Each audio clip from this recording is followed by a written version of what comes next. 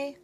All right, so I just took a nap and woke up with all these really weird ideas in my head. And I'm just going to do a reading.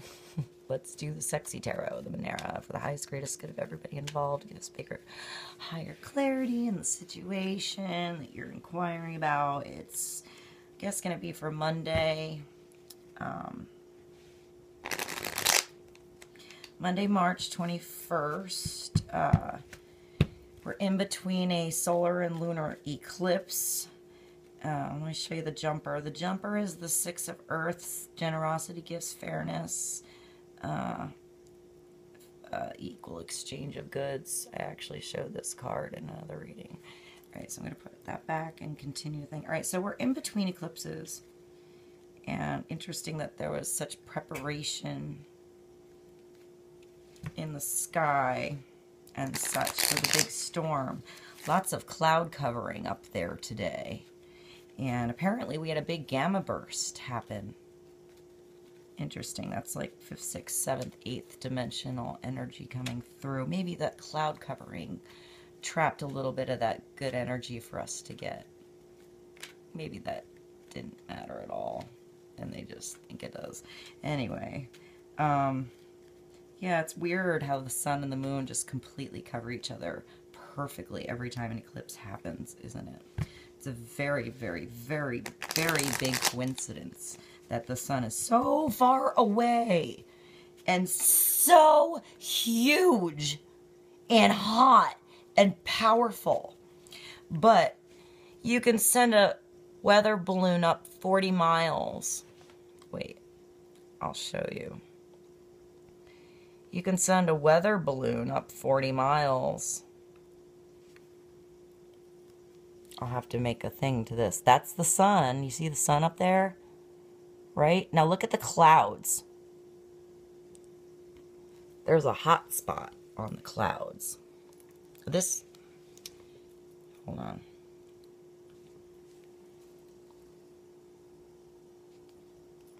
Of course I lost it. Wait, hold on. Alright, so I'm going to have to... This is Solar Hotspot Balloon 20 miles above the Earth. This is Willard Gulliby, Gulliby's video. I lost my connection. But there's other videos of hotspots on the clouds. Alright, so just think about that. Logical, common sense. Think of how many songs in the music industry there are talking about how close the sun is to the earth. Maybe when you're a celebrity, they tell you secret shit that's like really, really top secret confidential stuff because you're in the know and you know that the sun and the moon are just exactly the same size and exactly the same like distance away from the earth. I mean, look at all my alchemy, mysticism, ancient like books and all those like black and white diagrams they have. The sun and the moon are just always the same size. Darkness and lightness. I mean, maybe that's something that was known and got warped somewhere. That's a lot to handle just because it's not what you've been told. So that's the mind fuck. Not really what I'm saying. It's not really that hard to believe that the sun could just not be as big as we were told and not be as far away. I mean, I don't give a shit if you call me crazy. I'm just saying, think about it. Think about something differently. If you have the sun and it's huge and far away here and it's big and bright and massive and so many perfect degrees smaller than the moon, even though the moon controls all of the tides and a lot of power on the earth. Okay, so you have the sun here, and then the sun puts out heat and the light and gamma bursts, right? And those bursts come out and they go, this is the earth, way far away, like that, really small. And it goes, burst, right? The light and the rays and everything should be all here, crossing this little ball equally. There should be no way that on that ball of earth far away, that in that little area, that little tiny area and that little section on that cloud, that little camera from a weather balloon got 40 miles above the Earth. Only 40 miles away, apparently. Apparently, Maroon 5 thinks it's 7. I think it's Bush that says it's 40 miles away. But I'm pretty sure there's quite a few songs in the music industry that talk about how far away the sun is. Pay attention to lyrics. Pay attention to lyrics. Sometimes we're told things that maybe we don't think are true, that maybe they're trying to slip out. Okay, anyway, so let's just imagine. Let's imagine that the sun is exactly the same size. It's not that far away, and it's kind of hovering up there. And that's why all those planes that go up every sunrise and every sunset, when I'm twirling my baton in the middle of the night at weird hours, for at least the last 11, 12, 13, 14 years, as it's gotten worse and worse, and they're always covering the sun and the moon. Cross, cross, cross, cross, all kinds of crap trails. Just saying. Look up. All right. So if you have the Earth there, and let's say the sun's hot because it's the sun, how, using common sense at all, would there be any tiny little itty bitty area right there that would be hot if it's coming from here and it's hitting everything over here equally? I'm just going to throw that out there to you guys. Roll with it. I don't know. I haven't been up on the space station.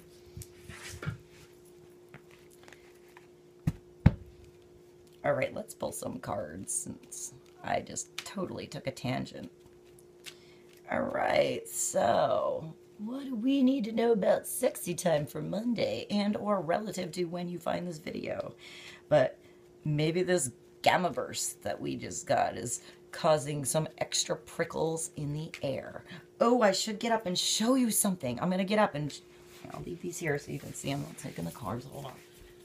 Look at what I found. I found the most amazing thing ever going on a hike in the woods today with my dad. I don't know. He thinks this is an eagle feather. My sister thinks it fell off of a goose's breast and then made its way down into the woods and perfectly placed itself. But we did find a big old nest. So I want to go with eagle. But either way, this down feather is like a 3-dimensional Christmas tree. Check that big. I can feel the heat on this thing from like here. Look at this. I can feel it from like over here. It's so amazing. So amazing. Okay, back to the reading. Let's put this here. All right, so the 10 of Earth is flipped. I'm going to make sure everything is... Okay, let's do a quick reading. Good Monday, highest, greatest good of everyone involved. Now, listen to the symbols I say. Perhaps I describe something that relates to your life. There's a sign, or there's a number, or there's, you know, sometimes I just spew out stuff that doesn't even make sense, or I say the wrong thing, but I go with it because sometimes maybe that's what needed to be heard by somebody. Not what I was supposed to say because that's the correct thing. Sometimes you got to go with gut, you know? All right, so whatever I say that makes your gut and your head and your heart starts moving around and thinking and open up your perception a little bit farther than you were looking at it, then is good. That's what's helping you, you know, gain some clarity. So let's see what we have here. 1, 2, 3. All right. The bottom of the deck is the star. Der Stern lässt estoles, la estrella, listel. Detachment, coldness, scientific, altitude. That's kind of cool. I was just talking about the sun and the moon and how it is pretty cold that they maybe would not tell us something that's correct and all that stuff. So I'll let you look at that. Things that are farther than your reach. You maybe can't jump into that hot air balloon and go up and see it from that perspective. But we do have things like YouTube. You can go and find some document, ancient thing, and find the translation and hear it and go to a, you know, you can go to a university you always thought about and probably watch all the lectures you would pay for right now on your phone. Take advantage of that. Okay, so we have air, the three of air. We have Prince Charming, and we have the priestess. So, this is the three of air, which is also like coldness. It's wind, it's waiting, turbulence.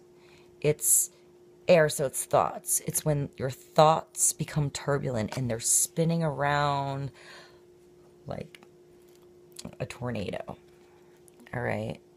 So she's there and she didn't expect the wind to come and blow her hair all awesome and cause this amazing tornado that she's somehow like not quite in the center in, but in the fast part. And I don't know, maybe she likes how the wind feels. It looks like she's holding on to her dress, but it kind of looks like she's getting herself off under the dress in the wind. These are the Manara, so maybe she's really into wind. That's her thing. She doesn't need anything else. She's just getting herself excited in the turbulence of her mind. Okay. Then we have the priestess. I'm not sure what she's doing. She's very confident. She's just showing her cooch to a picture or a mirror. So maybe she's, I don't know. You can look at that either way. Either way, she's exposing herself. She's covered and holy as now, but she's secretly maybe a bit of a whore to those that she chooses to see through the picture. So, this is like reactivity, fixation. Like, she's so excited by the picture of that saint that she's exposing herself to it. I don't know. That's a really weird picture. That's pretty ballsy. She must know something that no one else knows. That's all I'm saying. Maybe she knows Prince Charming's coming. This is Prince Charming of the deck. The Knave of Water. He's a messenger. He's Prince Charming. He's the perfect travel companion. It's the beginning of like a new relationship. It's like Prince Charming, but he's kind of awesome. He's dressed a little bit like Rambo. You know, she was struggling through the forest and the swamps kind of naked. She was really tired, so he's gonna take her home, give her a bath, let her sleep a little bit, and then she'll thank him later. Right now he's just gonna save her from, I don't know, from something. Let's see. At 13 minutes. So what do we need to know about the girl excited in the wind? They're so far away here. Can you see it? Prince Charming.